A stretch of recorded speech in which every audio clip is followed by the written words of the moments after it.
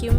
ഞാനിന്നിവിടെ റെഡിയാക്കാൻ പോകുന്നത് ഞങ്ങൾ കോട്ടയംകാരുടെ ഒരു സ്പെഷ്യൽ ബീഫ് ദം ബിരിയാണിയാണ്. ഇതെങ്ങനെയാണ് റെഡിയാക്കുന്നതെന്ന് നമുക്ക് നോക്കാം.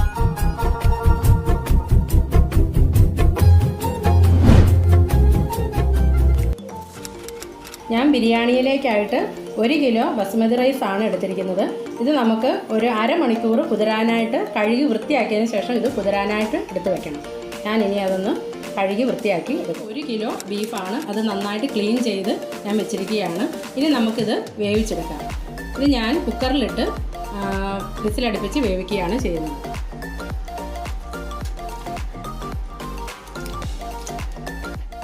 അതിനായിട്ട് ഞാൻ ഒരു 1/2 ടീസ്പൂൺ മഞ്ഞൾപ്പൊടി, പിന്നെ ഒരു 3/4 ടീസ്പൂൺ കുരുമുളക് പൊടി ഇപ്പം ചേർക്കുന്നുണ്ട്, ആവശ്യത്തിന് ഉപ്പ്.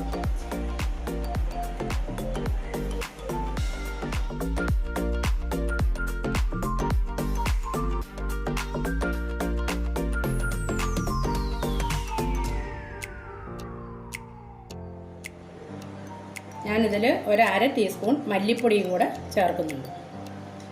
ഇവയെല്ലാം കൂടെ ചേർത്ത് യോജിപ്പിച്ചതിന് ശേഷം നമുക്കിത് ഒരു 5 വിസിൽ വരുന്നിടം വരെ ഇത് വേവിച്ചെടുക്കാം. കുറഞ്ഞത് ഒരു 5 വിസിൽ വരണം. ഇനി ഞാനിത് വേവിച്ച് മൂടി വെച്ച് വേവിക്കാൻ പോവുകയാണ്.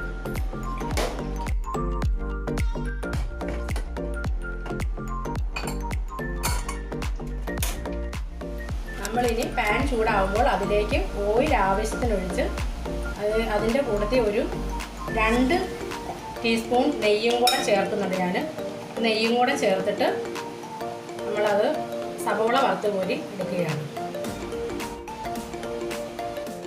ഒരു വലിയ ഒരു സവോളയാണ് ഞാൻ സ്ലൈസ് ചെയ്ത് വെച്ചിരിക്കുന്നത്. ഇത് ഞാൻ ഇതിലേക്കിട്ട് വറുത്ത് കോരി എടുക്കുകയാണ്.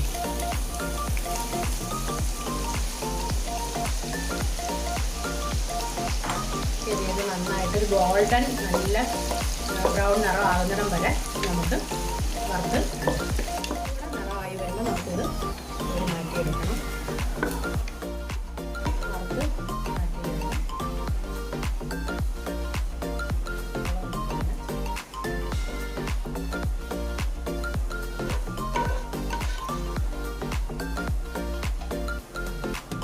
മാറ്റിയതിന് ശേഷം നമുക്ക് നട്ട്സ് ഇട്ട് കൊടുക്കാം.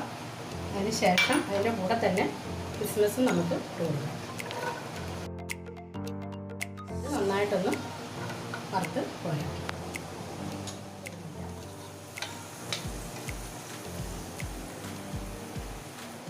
നമ്മളിനി ഈ ഓയിലിലേക്ക് തന്നെ നമ്മൾ ഇറച്ചിക്കുള്ള മസാല തയ്യാറാക്കുകയാണ്. അതിന് വേണ്ടിയിട്ട് ഞാനൊരു മീഡിയം 5 സവോളയാണ് ഞാൻ ഇതിലേക്ക് എടുത്തിരിക്കുന്നത്.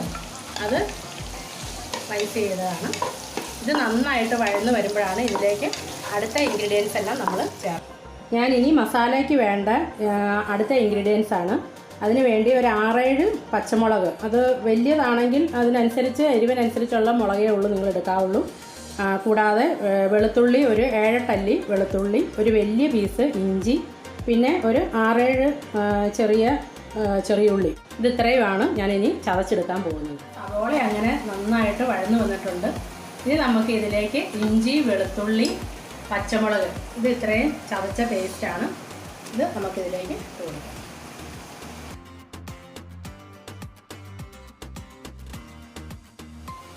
നമ്മുടെ ഇഞ്ചിയും വെളുത്തുള്ളിയും പച്ചമുളകും എല്ലാം അതിൻ്റെ റോസ്മെല്ലെല്ലാം മാറി അതിന് ശേഷം നമ്മളിതിലേക്ക് ചേർക്കുന്നത് തക്കാളി ഒരെണ്ണം വലിയത് ചെറിയ പീസാക്കി സ്ലൈസ് ചെയ്തതാണ്. ഇനി അതും ഒന്ന് നന്നായിട്ട് ഇതിൽ കിടന്നൊന്ന് വഴന്ന് വരണം. ഇത് വഴന്ന് വന്നതിന് ശേഷം നമുക്ക് ഇനി ഇതിലേക്കുള്ള മസാല പൊടികളെല്ലാം ചേർക്കാം. അതിനാദ്യം ഞാൻ ഒരു 3/4 ടീസ്പൂൺ മഞ്ഞൾപ്പൊടിയാണ് ചേർക്കുന്നത്, 1 ടീസ്പൂൺ മുളക് പൊടി, ഒരു 2 ടീസ്പൂൺ മല്ലിപ്പൊടി ചേർക്കുന്നുണ്ട്. പിന്നെ അതിലേക്ക് നമ്മൾ കുരുമുളക് പൊടിയാണ് അടുത്തത്. അത് ഒരു 2 ടീസ്പൂൺ കുരുമുളക് പൊടി ഞാനിതിലേക്ക് ചേർക്കുന്നുണ്ട്.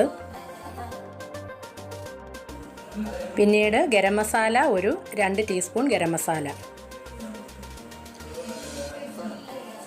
ഇവയെല്ലാം കൂടെ ചേർത്ത് നമുക്ക് അത് ഒന്ന് നന്നായിട്ട് എണ്ണയിൽ കിടന്ന് മൂത്ത് വരുന്നിടം വരെ നമ്മളിത് ഇളക്കി കൊടുക്കണം.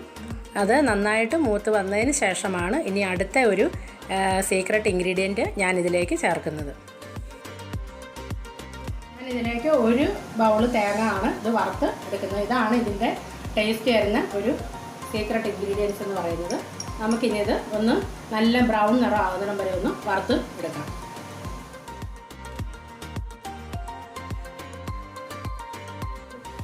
നമ്മളിനി ഇതിലേക്ക് തേങ്ങ വറുത്ത് ചെറുതായിട്ട് ഇങ്ങനെ ക്രഷ് ചെയ്ത് വെച്ചിരിക്കുന്നതാണ്. ഇതും കൂടെ നമ്മളിതിലേക്ക് ചേർക്കുകയാണ്. ഇതൊക്കെയാണ് നമ്മുടെ ഈ ദം ബിരിയാണിയിൽ, ബീഫ് ദം ബിരിയാണിയുടെ സ്പെഷ്യൽ ടേസ്റ്റ് കിട്ടുന്ന ഇൻഗ്രീഡിയൻസ്. നമ്മളിത് ബീഫിനും മട്ടനും ഒക്കെ ഇങ്ങനെ ചേർക്കുന്നത് നല്ലതാണ്.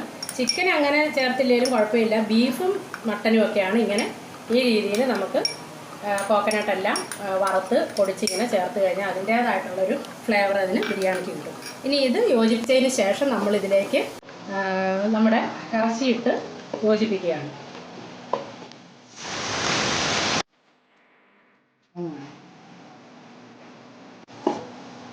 നമ്മളിനി ഇതിലേക്ക് നമ്മുടെ ഇറച്ചി ബീഫ് വെന്തത് ഇതിലേക്ക് ചേർക്കുകയാണ്.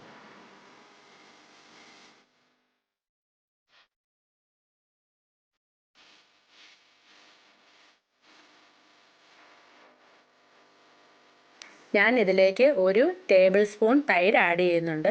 തൈര് ആഡ് ചെയ്യുന്നത് നമുക്ക് മീറ്റെല്ലാം സോഫ്റ്റായിട്ട് കിട്ടാനായിട്ടാണ്.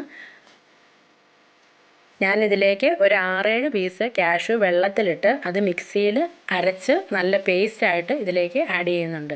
അത് നമുക്ക് ബിരിയാണിക്കൊക്കെ നല്ലൊരു ടേസ്റ്റ് കിട്ടുന്ന ഒരു ഇൻഗ്രീഡിയൻറ്റ് കൂടിയാണ് ഈ കാഷ്യൂ ഒക്കെ അരച്ച് ചേർക്കുന്നത്.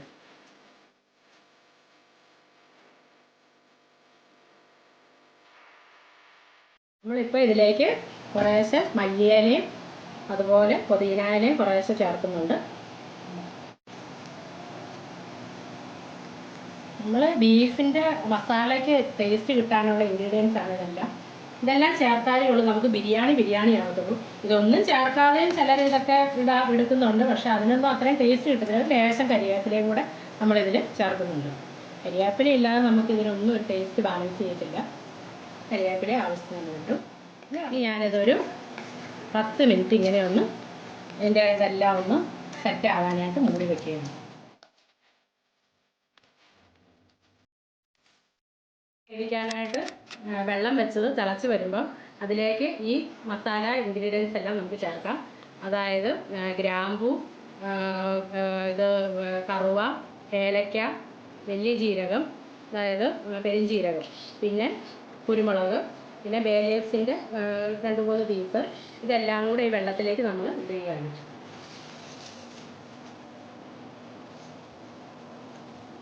അതിനുശേഷം ആവശ്യത്തിന് ഉപ്പും ചേർക്കുകയാണ്.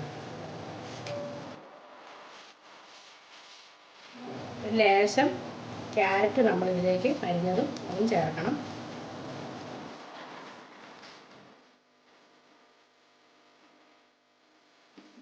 മല്ലിയിലയും പുതിനയിലയും എല്ലാം ചതച്ച് ഊറ്റി വെച്ചിരിക്കുന്ന റൈസാണ്. ഇത് നമുക്കിതിലേക്ക് വെള്ളം തിളച്ച് വരുമ്പോഴത്തേക്ക് അതിലേക്ക് ചേർക്കാം.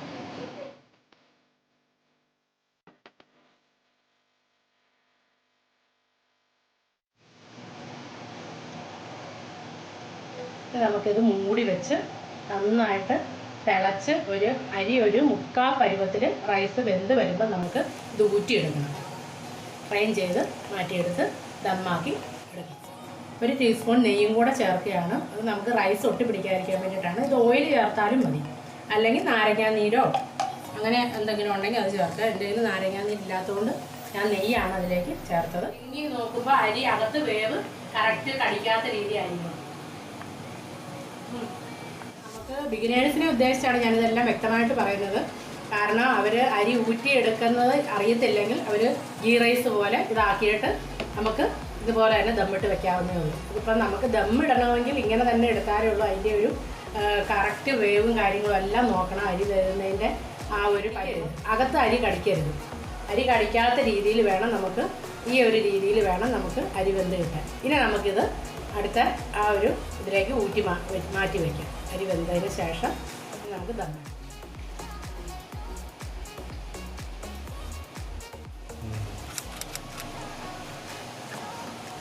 നമുക്ക് റൈസ് ഊറ്റിയെടുത്ത് നമുക്ക് ഓരോ ലെയർ ഇതിലേക്ക് ദമ്മാക്കാനായിട്ട് ഇടാം. ആദ്യം ഞാൻ കുറച്ച് റൈസ് ഇട്ട്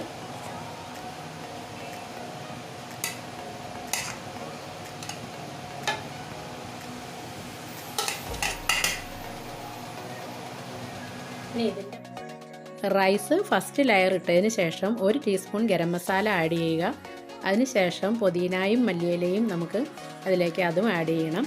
അതിന് ശേഷമാണ് സവാളയും കാഷ്യൂവും റൈസൻസും എല്ലാം കൂടെ വറുത്ത് കോരിയത് അതും നമുക്കിതിലേക്ക് ആഡ് ചെയ്യണം. റോസ് വാട്ടർ ഒരു സ്വല്പം ഞാനിപ്പോൾ ചേർത്തു.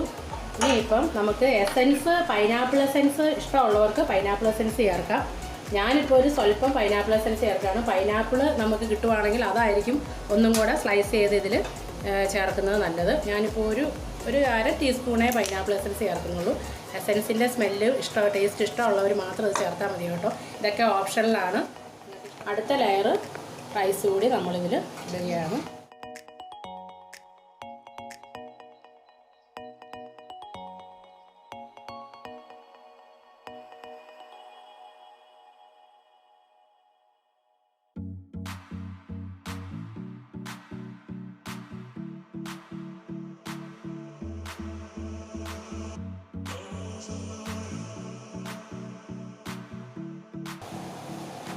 നെയ്യൊക്കെ ഞാൻ ഇത് എല്ലാം കഴിഞ്ഞിട്ട് ലാസ്റ്റ് ഇച്ചിരി ഉരുക്കി ഞാൻ ചേർക്കുന്നതാണ്.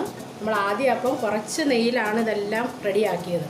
ലാസ്റ്റ് നമുക്ക് ചോറിന് ആവശ്യത്തിനുള്ള നെയ്യില്ലെങ്കിൽ ബിരിയാണിക്കൊരു ടേസ്റ്റ് കാണുന്നില്ല. അതിന് വേണ്ടിയിട്ടാണ് ഞാനിപ്പോൾ ലാസ്റ്റ് ഇത് ചേർക്കുന്നത്. ഇനി നമുക്ക് ലാസ്റ്റത്തെ ഒരു ഇൻഗ്രീഡിയൻസ് ആയിട്ടുള്ള പാലും നമ്മുടെ റോസ് വാട്ടറും ഒരു ലേശം മഞ്ഞപ്പൊടിയും കൂടെ. ഇത് നമുക്ക് കുങ്കുമപ്പൂ ഉണ്ടെങ്കിൽ ആ കുങ്കുമപ്പൂ ഇതിൻ്റെ അകത്ത് മിക്സ് ചെയ്ത് ചേർത്താൽ ബിരിയാണിക്ക് നല്ല ടേസ്റ്റ് കിട്ടും. ഇത് ഞാൻ ഇതിലേക്ക് ചേർക്കുകയാണ്.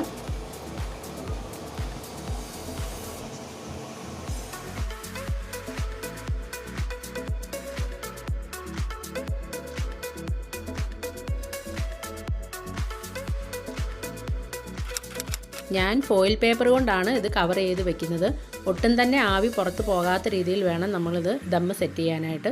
അതിൻ്റെ മുകളിൽ ഞാൻ ഈ പാനിൻ്റെ മൂടി തന്നെ വെച്ച് മൂടി വയ്ക്കുകയാണ്. അതിനുശേഷം ഒരു 5 മിനിറ്റ് ഹൈ ഫ്ലെയിമിൽ നമുക്ക് വെച്ചതിന് ശേഷം ഒരു 15 മിനിറ്റ് ലോ ഫ്ലെയിമിൽ നമുക്കിത് വെച്ച് റെഡിയാക്കിയെടുക്കണം. അങ്ങനെ നമ്മുടെ ബീഫ് ദം ബിരിയാണി റെഡിയായിട്ടുണ്ട്. നമുക്കിനി ദമ്മൊന്ന് ഓപ്പൺ ചെയ്ത് നോക്കാം. നല്ല ടേസ്റ്റി ആയിട്ടുള്ള ദം ബിരിയാണിയാണ് ഇത്. എല്ലാവരും ഇതേ രീതിയിലൊന്ന് ട്രൈ ചെയ്ത് നോക്കണം. ഇഷ്ടപ്പെട്ടാൽ ലൈക്ക് ചെയ്യുക, ഷെയർ ചെയ്യുക, കൂടെ സബ്സ്ക്രൈബ് ചെയ്യുക കേട്ടോ.